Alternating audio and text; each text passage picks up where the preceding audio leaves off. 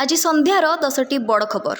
राज्यव्यापी शीतलहरी जारी 15 डिग्री तले 35 सहर 13 को खसिला कटक भुवनेश्वर तापमात्रा। भुवनेश्वर में युक्त 2 फॉर्म पूरण पर शेष सुजोग 450 टंका जोरिमाना सह 20 रु 22 तारिख मध्य करें आवेदन। युक्त 2 छात्र छात्री को नीट और जेई कोचिंग खूब शीघ्र प्रस्तुत होउछि स्मार्ट श्रेणीगृह।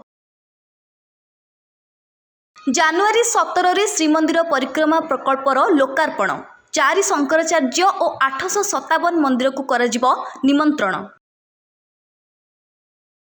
राम मंदिर प्रतिष्ठा उत्सव पाई निमंत्रण कटक रे पहुंचिला अक्षत प्रसाद।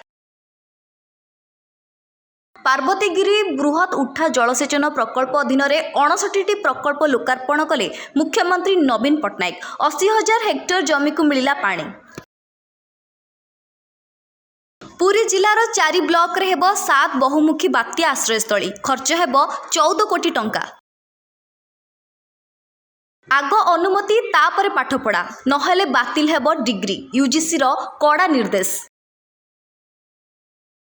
गंजाम रु पांडियान को अभियान पुणी जिला बुलिबे पांडियान 2 दिनिया गंजाम गस्त करी विकास कार्यर करिबे समीक्षा।